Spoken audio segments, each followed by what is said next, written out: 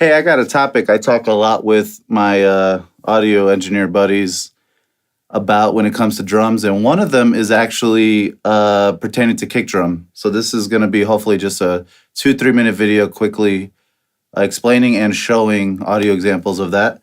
Dealing with kick drum, there's two types of players. There's people who dig into the kick, those who come off the kick and allow maximum sustain.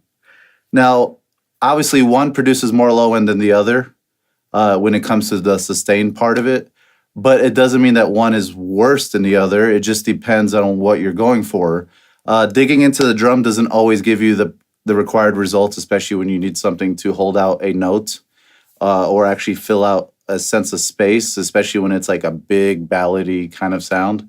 But I'm not saying this is a trick per se, but using an external, like a sub kick kind of mic can really help capture that low end, especially when you're somebody like me that normally does dig into the batter head.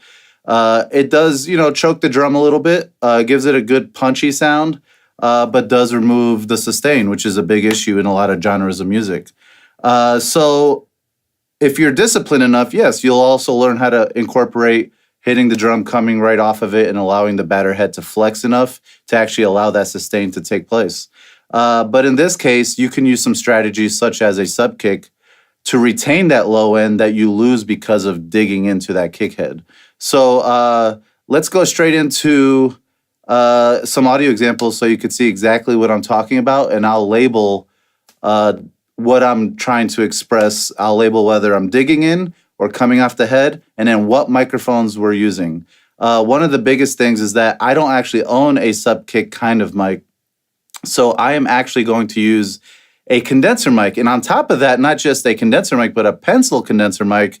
So for those of you who don't think a pencil condenser mic can pick up low end really well, guess again. I've been actually proven that to be true by several types of people, but also, watching random videos on YouTube and things like that. But I never really tested it till the last couple of weeks. I think I tried it a couple years ago and finally got around to doing a really good modern analysis of it.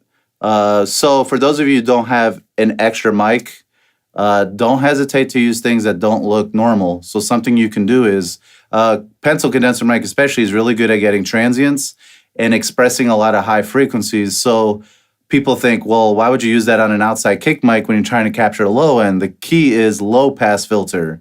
Low pass down to what you wouldn't want, much like a crossover with a subwoofer. So down to 75, 80 hertz or something in whatever range you prefer. And you would be heavily surprised as to how good the low end is captured. It being a smaller diaphragm actually responds to every hit a lot more quickly, as the diaphragm can actually resolve its movement or settle down prior to the next hit, especially if it's busy music with a lot of kick patterns. So I wanted to share that with you because I found myself making excuses. Oh, I don't have this, I don't have that. And I was like, wait a minute, let's think outside the box. There's a way around all these kind of things when you actually stop being lazy. That's an important factor when it comes to studio work. And you as a drummer, either being disciplined enough to learn how to play off of the head to retain the low end you need for that style of song, or to know miking techniques to help still capture that kind of sound. So the mics I'm going to use, I typically, because of what I own, I use an Audix D6 inside. I go relatively close to the batter head because it does capture the snap real good, but you would be surprised because of proximity effect how much low end I actually capture as well. And you'll hear in audio examples how much low end does get picked up through one kick mic when you come off of the batter head as quickly as possible. But we'll do that. A Shure KSM 109, I've had that for 13, 14 years. Typically, I use it on either a bottom snare mic or a hi-hat mic to capture that. And I have a Genelec speaker a friend gave me to use as a sub kick. I'm going to show audio examples of that. So here we go.